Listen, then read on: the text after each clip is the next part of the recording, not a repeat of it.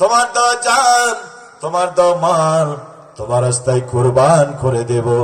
ওয়া কুম মিনাস সালিহিন, সত্যবাদীদের সাথে হয়ে যাব। আর কোনদিন কার্পণ্য করব না, বকিলি করব না। আল্লাহ বলবে তোরে আমি চিনি, ঠিক কিনা বলে? তোরে আমি চিনি। অসুখ যেদিন ধরেছিল আমারে ডেকেছিলি, মসজিদের হুজুরের কাছে দোয়া চেয়েছিলি, সাদকা দিতে চেয়েছিলি, আমি আল্লাহ তোরে সুস্থ বানিয়েছিলাম। ওর পর থেকে আর কোনদিন মসজিদে পা দেয় নাই এমন মানুষ এই সমাজে আছে না নাই? আমাদের দেশের বড় নেতা, অহংকারী নেতা ওবায়দুল কাদের এত অসুস্থ, সারা দুনিয়ার চিকিৎসা ফেল। সিঙ্গাপুরে যে ছিলেন, গোটা জাতি ভাবছিল কাকা বোধহয় মারা যাবে। রব্বুল আলামিন দয়া করে হায়াত দিলেন, সুস্থ বানালেন। মৃত্যুর দুয়ার থেকে ফিরে এসেও বুঝলো না আলেমদের বিরুদ্ধে বিষোদ্গার করে করে এখন দেশ থেকে পালায় গিয়েছে। বলেন ঠিকই না? আল্লাহ পাক বলবেন আমি তোরে চিনি, বান্দা আর নয়। কোরআন তো এসেছিল, আযান তো হয়েছিল, আলেমরা তো বলেছিল, সেদিনের কথা শোনো নাই? ফাজুকুল আযাব, আজকে তুমি আযাব ভোগ করো, আফসোস করে কোনো লাভ হবে না। ইব্রাহিম আলাইহিস সালাম বাবাকে দাওয়াত দিয়েছিলেন, ও বাবা কেন তাদের পূজা করো?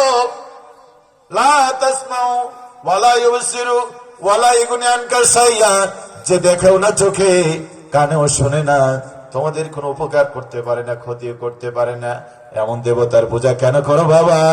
ইব্রাহিম আলাইহিস সালাম ছেলের প্রতি রাগান্বিত হয়ে গেল। আর আগিবুন, সে রাগান্বিত হয়ে বলল, হে আমার সন্তান, তুমি কি থামবে? লা ইল্লাম তানতাহু লা আরজুমান্নাকুম, তুমি যদি দাওয়াত থেকে না ফিরো, পাথরের আঘাত দিয়ে তোমাকে আমি মেরে ফেলবো। বাবাকে ডেকেছিল, সন্তান ফিরে আসে নাই কিয়ামতের ময়দানে। অধৈর্য হচ্ছেন? কিয়ামতের ময়দানে ইব্রাহিম আলাইহিস সালামের বাবাকে 70 গজ আগুনের শিকল পরিয়ে টানতে টানতে ফেরেশতারা জাহান্নামে নিয়ে যাবে। ইব্রাহিম আলাইহিস সালাম সামনে দাঁড়িয়ে দেখবেন বাবাকে জাহান্নামে নিয়ে যাচ্ছে, সন্তানের কলিজায় ঝড় উঠে যাবে। আল্লাহর কাছে গিয়ে বলে, রব্বুল আলামিন, হকলো সে কাফির, কিন্তু সে তো আমার বাবা, আমার এই দৃশ্য দেখতে পারি না, বাবারে তুমি জান্নাতের ব্যবস্থা করে দাও। আল্লাহ পাক বলেন, ইব্রাহিম, সূচের ছিদ্র দিয়ে উট প্রবেশ করা যেমন অসম্ভব, কোন কাফেরের জন্য আমার জান্নাতে যাওয়া তেমনই অসম্ভব। কান খাড়া করে শোনেন, ইব্রাহিম আলাইহিস সালাম বললেন, রব্বুল আলামিন অত সব বুঝে না, বাবার এই দৃশ্য আমার চোখে সহ্য হয় না। তুমি চেয়েছিলে বলে আমি আমার কলিজার টুকরা সন্তানকে জবাহ করতে রাজি ছিলাম। তুমি চেয়েছিলে বলে আমার স্ত্রী, আমার সন্তানকে আমি বনবাস দিয়েছিলাম। তোমার ভালোবাসার জন্য আমি আগুনে ঝাঁপ দিয়েছিলাম। ওরা যখন আমাকে আগুনে ফেলে, আমার পাঞ্জাবিটা কেড়ে নিয়েছে, টান দিয়ে আমার পরনের লুঙ্গিটাও কেড়ে নিয়েছিল। ওই আগুনে পোড়ার জন্য আমি তোমার কাছে আর্গুমেন্ট করি নাই। পোশাকে যখন হাত দিয়েছে তখন ইব্রাহিম বলেছিল, আল্লাহ এত বড় বেইজ্জতি তুমি মেনে নিতে পারো না, আমার পরনের লুঙ্গি খুলে দিবে এটা চাই, তা আমি মানতে পারি না। আল্লাহ পাক বলেন, ইব্রাহিম ধৈর্য ধরো, কিয়ামতের ময়দানে তোমার মনে আমি কোনো কষ্ট রাখবো না। ইব্রাহিম আলাইহিস সালাম বলেন, আল্লাহ তুমি তো বলেছো কিয়ামতের ময়দানে আমাকে কোনো কষ্ট দেবা না, খুশি করবা। বাবারে ফেরেশতারা জাহান্নামে নিয়ে যাচ্ছে, আমি সইতে পারি না, বাবারে জান্নাত দিলে আমি ইব্রাহিম বড় খুশি হয়ে যাব। আল্লাহ পাক বলেন, ইব্রাহিম মাথা নিচু করো, পায়ের দিকে তাকাও। ইব্রাহিম আলাইহিস সালাম মাথা নিচু করে পায়ের দিকে তাকিয়ে থাকবেন। কয়েক সেকেন্ডের মধ্যে আল্লাহ রাব্বুল আলামিন ইব্রাহিম আলাইহিস সালামের বাবাকে একটা জন্তু জানোয়ার, কুৎসিত চেহারার জানোয়ারে পরিণত করে দিবেন। পড়েন সুবহানাল্লাহ। ইব্রাহিম আলাইহিস সালাম মাথা তুলবেন, পায়ের নিচে কিছুই দেখবেন না, মাথা তুলে তাকিয়ে দেখবেন বাবা নাই, সামনে একটা কুৎসিত চেহারার খব্বিশকে টেনে নিয়ে যাচ্ছে।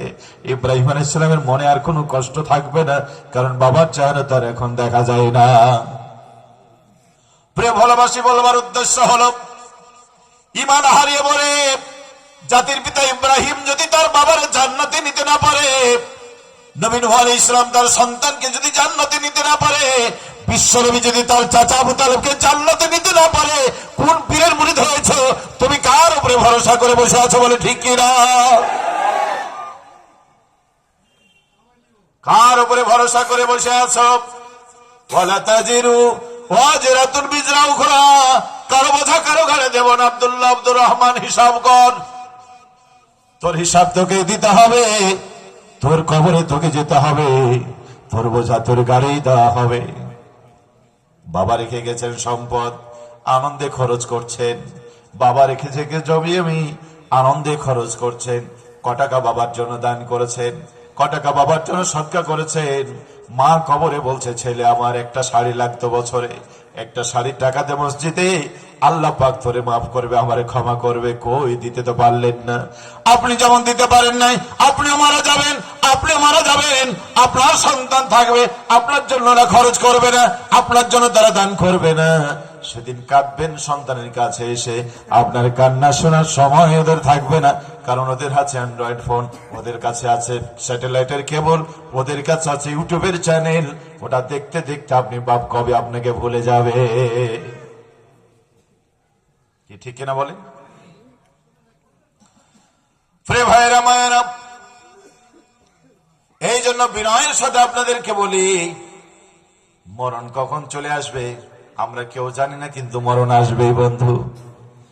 ইদা জাজালুহুম লা ইস্তাখিরুনা সাআতা ওয়া লা ইস্তাকদিমুন, সময় যখন হয় 1 সেকেন্ড আগেও আসে না, 1 সেকেন্ড পরেও হবে না।